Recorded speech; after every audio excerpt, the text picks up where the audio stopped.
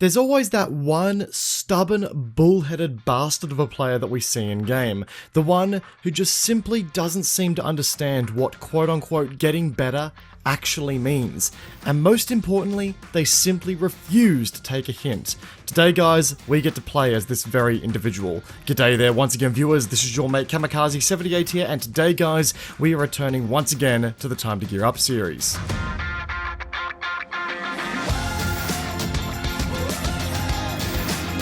So, for those of you who are new here to the channel, this here is the series where you guys get to dictate the monstrosity of a loadout that I get stuck with for an episode for your viewing pleasure. You guys do this by sharing a loadout in the comment section down below, with the highest rated loadout by you, the community, being selected for use. Now, this can be anything that you guys would like to see, from as crazy stupid, such as something that we're going to be using today, to something that is guaranteed to undo the damage caused by this series to my overall KDR, at least for a session. It's totally up to you guys and your creative limitations, but let's turn our attention to what kind of bullshittery I'm faced with here in this episode. Today we get to play on my home faction, the good old NC, the faction that given the chance would simply inject freedom itself and shotguns via an IV drip continuously. Infiltrator is the class of choice here as we play a loadout called the Idiot Part 3, suggested by a YouTube user by the name of Unjustified. Yep. Everyone's seemingly favourite character has made a return once again, and in a good amount of style if I may add. To kickstart things off here and setting the mood for the loadout quite nicely, we have the primary weapon here being, my favourite SMG with my favourite attachments. Nice, that's not very quote-unquote idiot-like. I wonder what the catch is. Oh, and I'm only allowed to look at it in the menu screen. To be clear, Unjustified actually specified that in his comment. He's, started off the comment by saying I was allowed to use my favourite SMG, only for him to follow up by saying that I was only allowed to look at it in the menu screen. It was just cruel, man. Goddamn cruel. Anyway, in my menu screen, we have a Cyclone running a 1x reflex sight, a suppressor, soft point, and extended magazine, stuff like that. But hey, it doesn't matter, it's basically an ornament on this character. So let's turn our attention over to the stuff that actually does matter. Here we have the NC's attempt to pocket their signature weapon into a handy little sidearm. It's the NC-08 Mag Scatter, which yes, can be a ton of fun to use and is one of those weapons you really can't help but laugh with as you use it.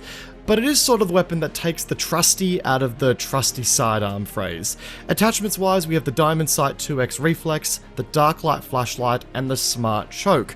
And being completely honest, the attachment options here on the NC-08 Mag Scatter is probably the only saving grace I have here running with me. Should kind of paint a picture for the rest of the loadout, but I'll let it speak for itself as we get down the list here.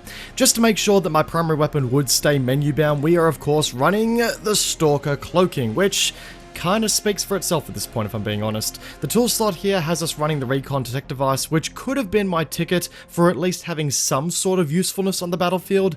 That was until it was specified that the idiot, and I'm quoting from Unjustified now, knew it was going to be useless anyway. Great. Just great.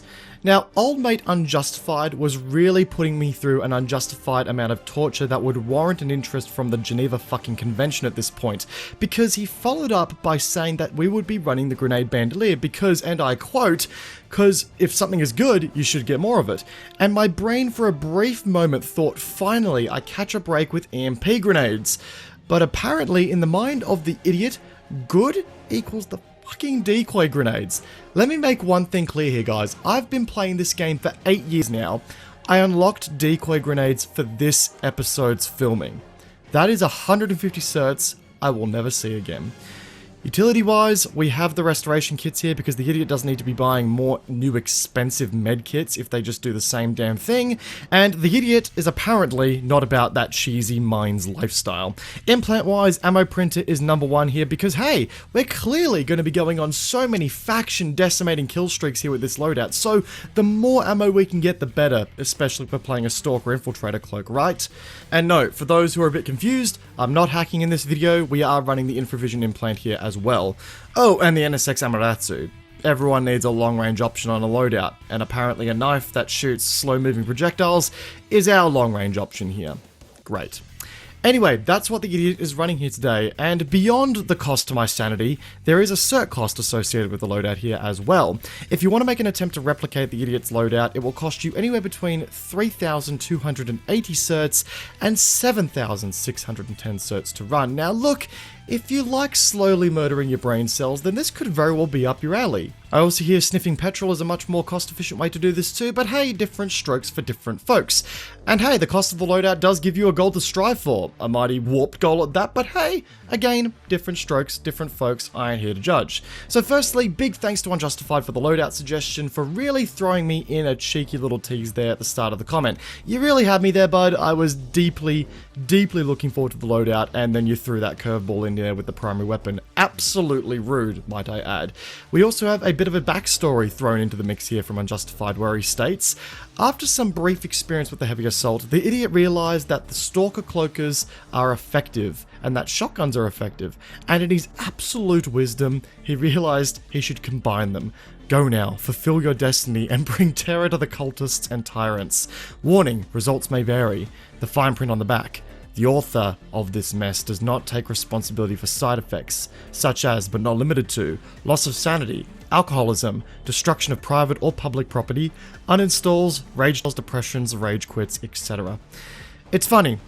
The last time we stepped into the shoes of the idiot, which by the way, the shoes themselves seem to have a greater ability for cognitive thinking by comparison to the wearer, we were sporting a heavy assault loadout with some pretty silly options like Fujin throwing knives and grenade bandoliers. But I think we are now sort of pushing the boundaries of silly. Now I think we're just challenging ourselves to see how useless we can make me on the battlefield. And well, I think you guys did a pretty good job on this one. The main thing I had to really prioritize to make any sort of ground or impact here was to ensure I was engaging enemies on my terms, on my grounds. The mag scatter here can make for a fun secondary weapon, but to rely on it as a primary weapon is honestly suicide unless you can dictate the terms of a fight and keep it in your favor by not missing.